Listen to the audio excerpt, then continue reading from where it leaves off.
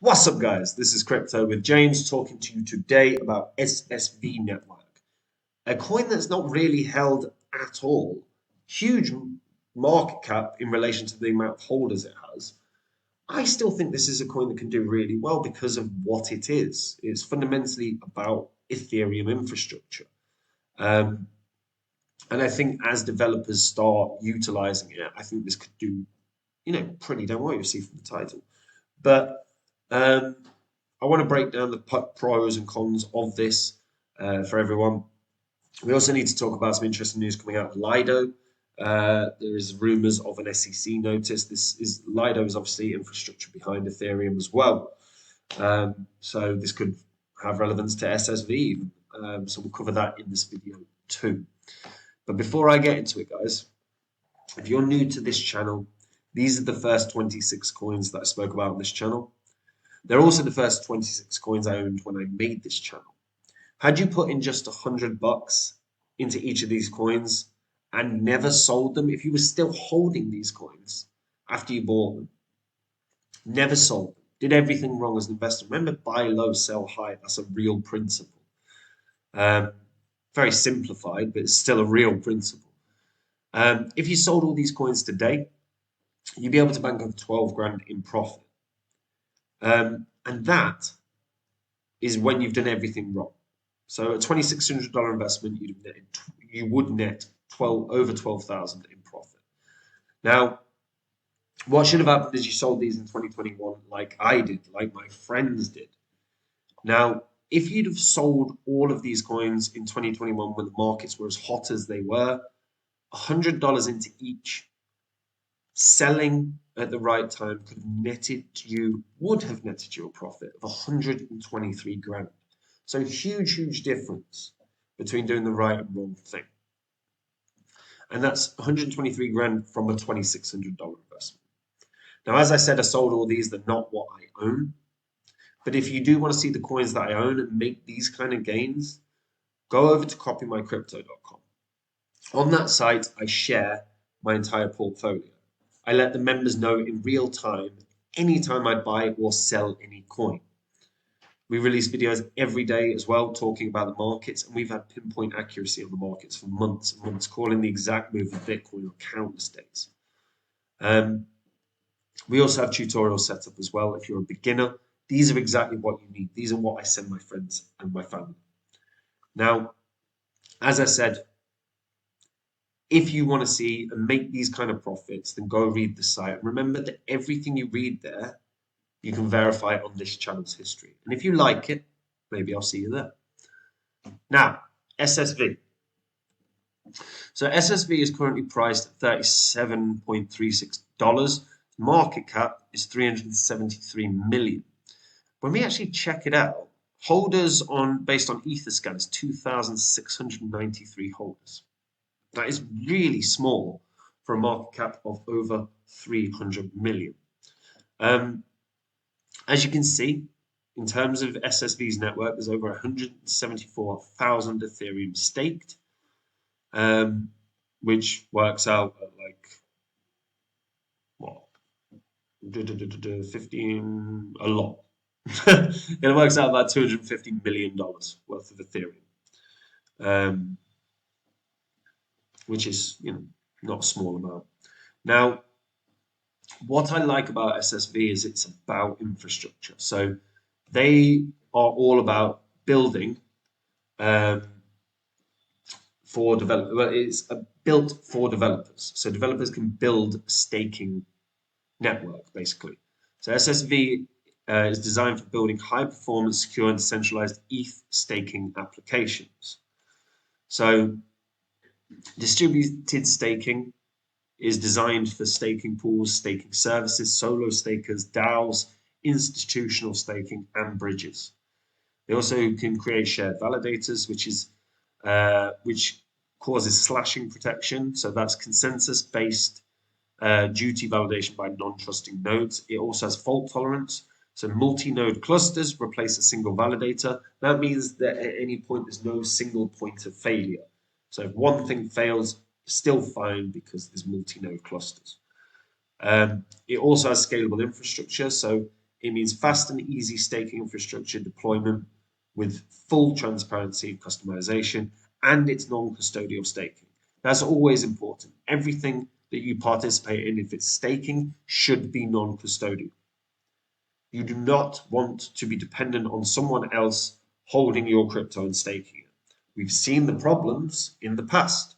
Celsius, BlockFi, Voyager, just to name three. So SSV is built for developers.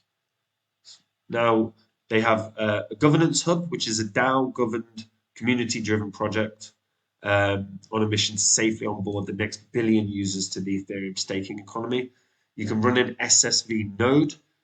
So this is for developers and teams running SSV nodes to run the backbone of the entire network. You can run a validator, which is where you distribute your validator operations between multiple staking providers. And overall, they're starting to grow. Like the ecosystem overview is starting to look better.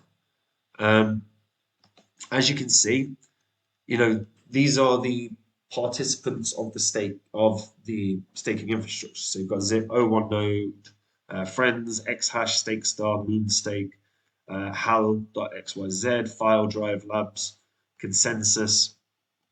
Already, that's a pretty good growth in a short space of time. And then also you can look at Anchor, who's got grants. You can look at Anonstake, who's a non-custodial validator. And in a short space of time, Coinbase Ventures, as well as an investment arm of Coinbase, investing in the early stage blockchains, they're partners of SSV. When we actually take a look at SSV, as you can see, platform, DeFi, staking, and DAO, that's its functionality. What I like is a tiny circulating supply, only 10 million. There'll only ever be 11 million and some spare change. But again, I'm very, very surprised at the small amount of holders of SSV. And that, for me, is somewhat confusing, given that if I'm looking at a crypto with a market cap of 370 million, I would expect in the tens of thousands of holders, for sure. So the fact that there's only like 2,000 is surprising. It doesn't necessarily mean it's a bad thing at all. But it is just a little bit surprising. Now, one thing that SSV do, so SSV stands for Secret Shared Validators. So is the first secure and robust way to split the Ethereum validator key between non-trusting node instances. So the validator key is split in such a way that no node must trust the other to function. So some can go offline without affecting the overall performance, and no single node instance can take unilateral control.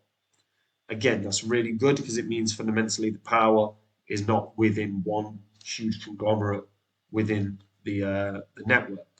Because obviously once you've got one powerful holder or powerful node operator, then all of a sudden there can be massive issues in terms of single points of failure. There can be massive issues in terms of manipulations. So SSV is well created in terms of ensuring the minimal amount of risk for the overall network. It was actually proposed by the Ethereum Foundation back in 2019. The block staking team joined the research effort by implementing the first proof of concept of the SSV primitive in I think it was a year and a half later. The technology later evolved into the first SSV public implementation, which is the SSV.network. Now, I'm really intrigued to see how many people or how many validators start joining and how many operators start joining. Currently, 798 operators, 5,456 validators. I would want to see these numbers growing over time. And as you do see these numbers growing over time, which I'm sure they will, what we will end up seeing is growth in the overall price appreciation of SSV network as well. Because the node operators will all hold a ton of SSV for obvious reasons. Inevitably, as more are onboarded, this will grow. And I do think this has potential because fundamentally, securing Ethereum is a vital sort of job. Ethereum moved to proof of stake. It is now important that the Ethereum that is staked is going to secure the network, and you do not ever want to see a single risk of a single point of failure. And SSV does very, very well in ensuring that that's not going to happen. Now, what I'm intrigued about in relation to SSV is the recent news about Lido DAO. So Lido's tokens sank 10% following rumors yesterday that crypto staking service received an SEC notice. Of course they did, because it's the SEC. They go after everyone all the time. So the rumor is that the SEC served them with a Wells notice. A Wells notice is a letter from the SEC detailing charges it is considering bringing against the recipient. So on Friday, David Hoffman of the Bank Plus Crypto podcast said that he'd heard Lido and other crypto projects have been served with Wells notices, which is an assertion he later retracted. He described his comments to CoinDesk as a miscommunication between me and a lawyer friend. But the rumor sparked tons of panic on crypto Twitter. However, and it quickly spread across the Colorado Convention Hall, where ETH Denver, one of the largest crypto industry gatherings, was underway. The rumors, if proven true, would suggest that the SEC is ramping up scrutiny of Ethereum and crypto staking. Now,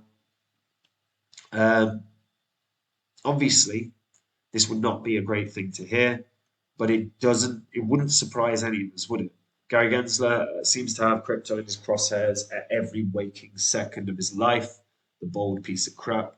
And we don't really get, he's basically said every single altcoin, anything that isn't Bitcoin is a security. So he keeps targeting everything, crypto exchanges, he targets altcoins. So members of the Lido team have reached out to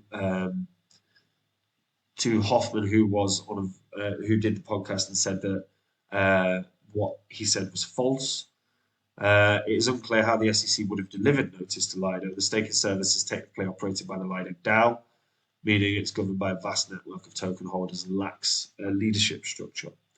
Despite obviously his retraction, the price tanked by about 10% over the course of the day. Now, again, it lends weight, like even the rumor lends weight to the risks within the risks associated with the SEC as of this time. Because we continue to lack clarity in the space, because we continue to have a guy that claims every single thing under the sun is a security. We're always going to have this. And it's something that I've spoken about multiple times. Right now, we're in a bear cycle, and we're in a news-driven bear cycle.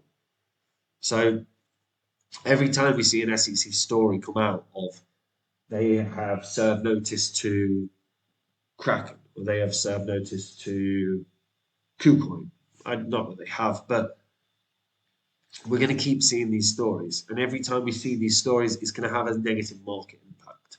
So it's just worth bearing in mind. And while SSV, again, I don't see how this could possibly be a security.